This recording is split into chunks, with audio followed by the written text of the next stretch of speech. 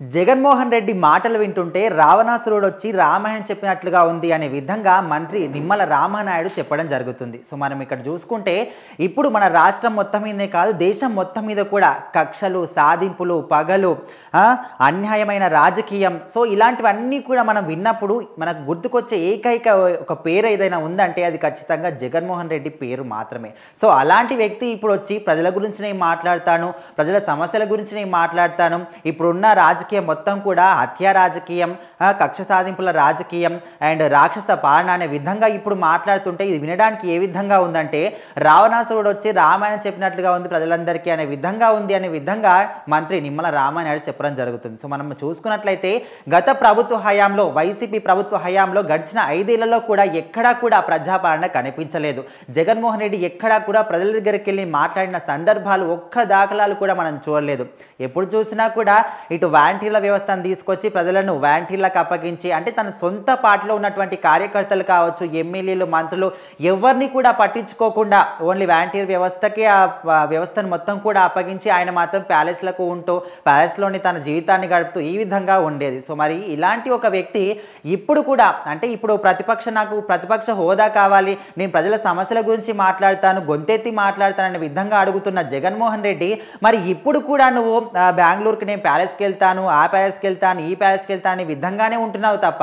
ఇప్పుడన్నా నువ్వు ప్రజల సమస్యల గురించి మాట్లాడాల్సిన వ్యక్తివైతే ప్రజల్లోకి వెళ్ళి వాళ్ళ సమస్యలు ఏంటని అడుగు, వాళ్ళ ప్రతి ఒక్కరి దగ్గరికి స్వయంగా నువ్వు వెళ్ళి వాళ్ళతో మాట్లాడు, వాళ్ళ సమస్యలు ఏంటో తెలుసుకొని అప్పుడు నువ్వు శాసనసభలో కావచ్చు లేకపోతే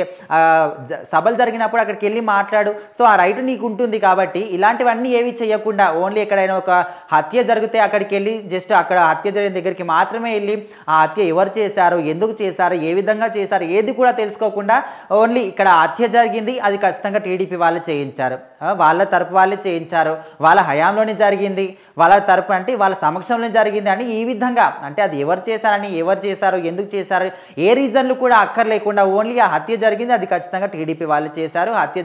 చనిపోయిన వాళ్ళు ఖచ్చితంగా వైసీపీకి చెందిన వాళ్ళు, ఇది మాత్రం. సో ఇలాంటివన్నీ కూడా చేస్తున్న జగన్మోహన్ రెడ్డి సో మరి ఇప్పుడైనా అట్లీస్ట్ మారి ప్రజల తరపున మాట్లాడి ప్రజల సమస్యలు ఏంటో తెలుసుకొని శాసనసభలో కావచ్చు ఎక్కడైనా వారి గురించి మాట్లాడితే నీకు ప్రతిపక్ష హోదా ఉంది, ప్రతిపక్ష హోదా లేకపోయినప్పటికీ ప్రతిపక్ష ఒక నేతగా నేను గుర్తిస్తారనే విధంగా కూడా నిమ్మల రామనాయుడు చెప్పడం జరుగుతుంది. సో ఓవరాల్గా ఇలాంటి మంచి పనులన్నీ కూడా, అంటే ఇప్పుడు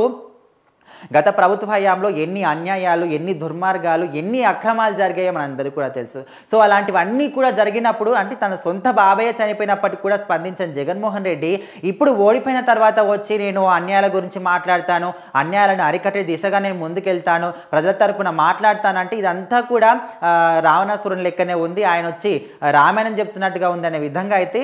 నిమ్మల రామనాయుడు చెప్పడం జరుగుతుంది. సో మరి ఇదంతా విన్న తర్వాత మీరేమనుకుంటున్నారు? ఖచ్చితంగా నిమ్మల రామనాయుడు చెప్పిన మాటలు కరెక్టేనా, లేకపోతే జగన్మోహన్ రెడ్డి మాట్లాడుతుంది కరెక్టేనా? ఖచ్చితంగా మీరు అనుకున్న దాని అయితే ఖచ్చితంగా కామెంట్ చేయండి.